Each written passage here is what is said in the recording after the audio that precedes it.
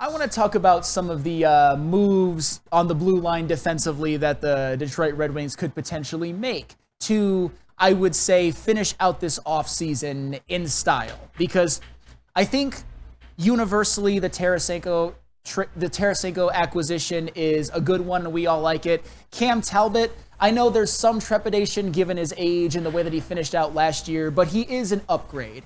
And my overlying point with it is that if Cam Talbot were the goalie of the team last year, the Red Wings would have made the playoffs. Yes. So to me, it's a good enough signing given how cheap it was. And I don't think there's really anything bad about that.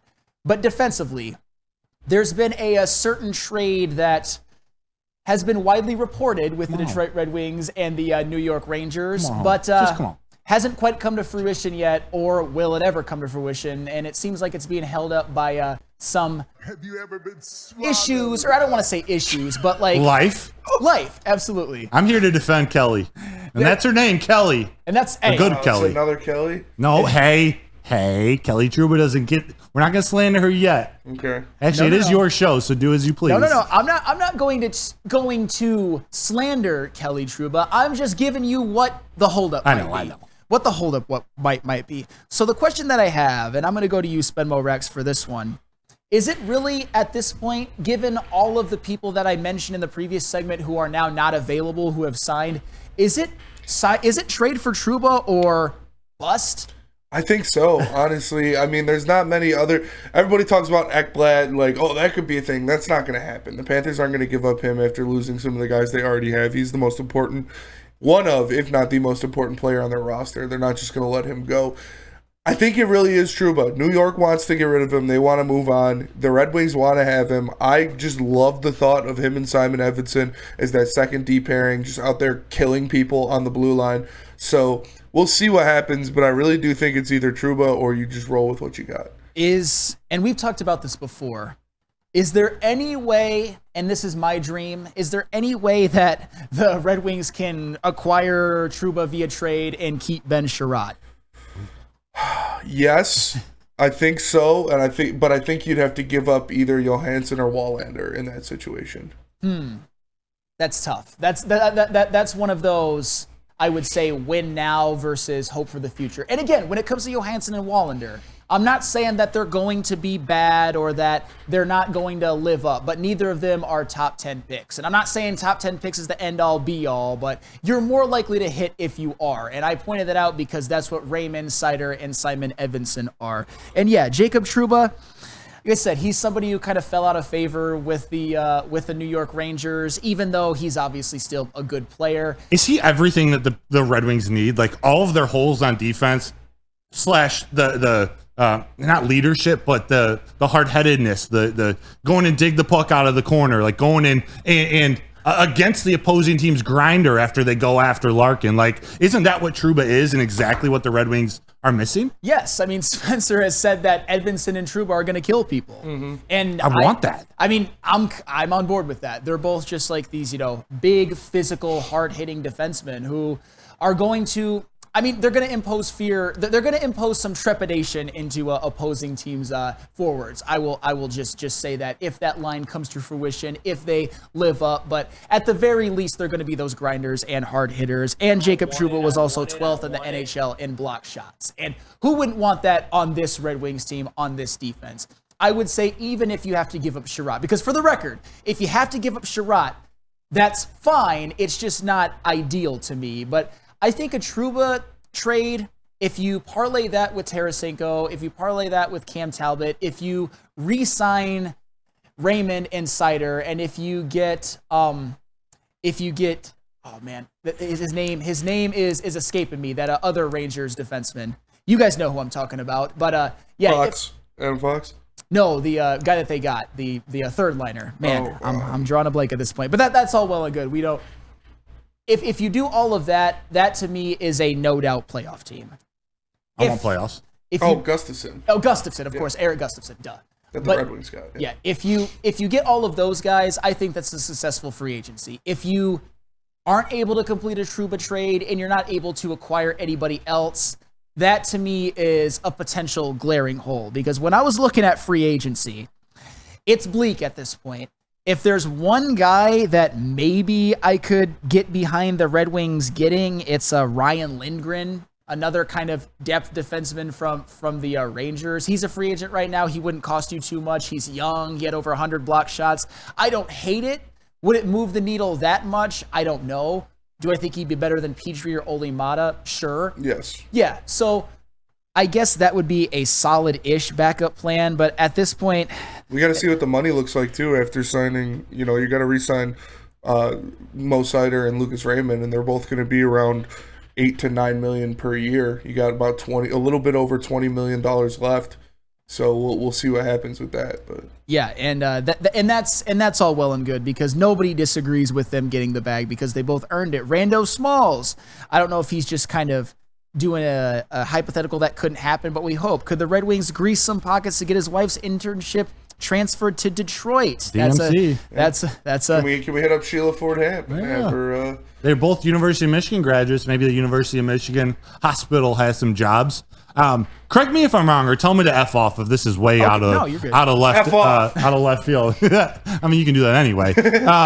If they don't land this Trouba trade, is that not happening enough to question? Then turn around and question the Kane contract. Like, why did you bring him in for a year if you're really not going for it, or if this isn't a team that can truly compete for a Stanley Cup, not just make the playoffs, but have a chance to win a couple series if you get there? Or should I be separating those two? I would probably separate those two personally, just because I think Steve Yzerman had a plan in mind that he was going to get Patrick Kane. And at the time, the reports for Jacob Trouba were pretty much, not that it was a done deal, but it was certainly, it was being reported everywhere. Yeah. Like, it was almost at the point where we were doing these shows where we were talking about it like it was just inevitable, like it was going to happen. But yeah, if you can keep acquiring good players or re-signing good players. I mean, Patrick Kane, whether you have Trouba or not, it does make it more likely that you get to the playoffs. It does give you a legitimate top six that is formidable. And if you didn't have Patrick Kane, if you didn't have,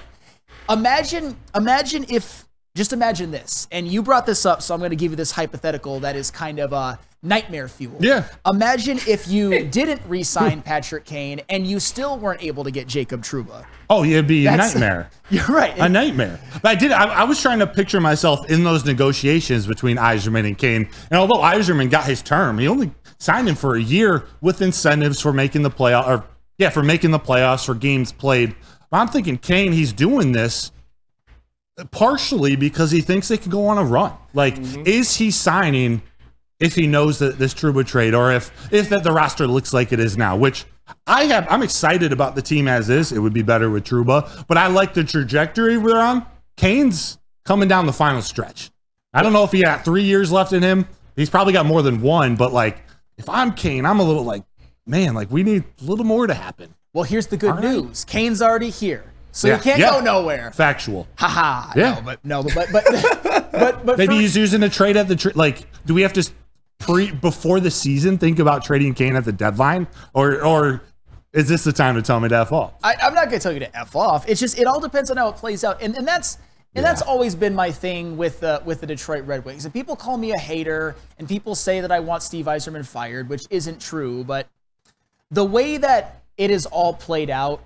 Yes, have they had linear improvement? I can't deny that, and I'm happy about that, and I'm excited about that. Does there seem to be a vision with making sure that the youth that the Red Wings have drafted, many of them top 10 picks, get into the NHL and kind of fuck the league together?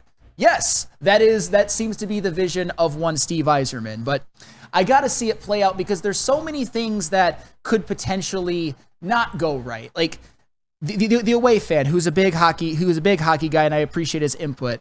I think we were talking about like a Ryan Lindgren or somebody like that. Nah, Sam, you got to give the youth a shot, and that's all well and good. And we've seen Mo Seider, we've seen Lucas Raymond, we've seen tidbits of snippets of Simon Edvinsson, and all of those look to be really, really good right now, particularly Raymond and Seider. And Nate Danielson's a top 10 pick. Yep. Marco Kasper's a top 10 pick. Obviously, you got Sandin Palinka coming down the pipe. It's going to be a couple years before he gets here, but he looks very, very promising. He's probably the guy I'm most excited about when it comes to prospects that the Red Wings have. Well, and just imagine the fit on the team, too. It'd be perfect. Given his offensive defenseman capabilities. I would love that. ASP, Kosa, but you've also got, and maybe I shouldn't hold it against them, and you can tell me if I'm being unfair. Guys like Carter Mazer and Johansson and Bergeron and Soderblom and Wallander, they weren't like high up draft picks. They were all second round or lower. Even Trey Augustine, who looks like a steal at this point, given what we've seen from him. Is that unfair of me to have more questions about them than like Casper or Danielson? I wouldn't say it's unfair of you to have more questions about them, because obviously the higher touted prospects are going to be the guys that more than likely pan out. But, you look at this Red Wings organization and they have a history of making bad prospects, lower draft picks into stars. Now, I'm not saying, we're going to have 6th or 7th round draft picks end up being Hall of Famers like we do with Datsuk and Zetterberg, but I think these guys that might have been out of the first round are still high quality players, high quality prospects, and like I said, I expect Johansson to be on this roster next year. I think you have to, because he's not going to clear waivers, and I'm pretty sure he's on the last year of his, he doesn't have any waiver exempt years. So if he's not on the roster at the beginning of the season, you have to put him on waivers, and somebody's going to pick him up. I think he's going to be on this team to start the year. That is great information, Spenny, because I didn't even know that. I should have known that, but it definitely gives you more hope that Johansson is going to be on the roster, because you can't just let somebody like that go, especially go on waivers and get picked up, especially since we already saw what Big Head Hockey had as the potential defensive pairings. Johansson, is he a guy that steps in right away and is an upgrade over Petrie or Olimata? I think so. Okay. I personally hate Olimata with a passion. I know you do. I really don't like Olimata. He had a couple good games at the end of the year last year, but that's not going to make me overlook him being a complete traffic cone. I think that Johansson will step in there and he'll be an upgrade from either of those guys. And that's fair. And the more of the draft picks that we see actually proving to be competent NHL players, or in the case of Lucas Raymond and Mo Seider, potentially great NHL players, the better. And this whole plan can come to fruition, because my thing has always been, and I know we're going to go to break in a second, is that I've been less patient than some. As we all know, I thought it was a failure that they missed the playoffs. I thought the end of the season was a collapse. I hope that there's a payoff. But 130 seconds? No. 130 seconds? What are we doing here? You mean a 5-12-3 finish to the season, to where they were at one point 9 points clear for the playoffs, and then made it where they had such a bad stretch to where they could go on a 3-game losing streak to end the year and still not make it. All that's true. I'm just saying that. But if all of these young guys pan out, then maybe I'll look foolish, and that this whole Yzer plan will come to fruition and they'll get a cup. It's just that it's hard when you just don't know yet. You think you know, and you think a lot of positive things about some of these prospects, and even some of the guys that we have on this team that are going to be there when they're ready to win, like Larkin, for example. But you just don't know yet. But if they get another defenseman, I think they're a shoo-in for the playoffs. The way they're currently constructed, the expectation should be playoffs or bust. I just have some concerns defensively. Hopefully a Cam Talbot can clean up some things that Lyon and Husso were not.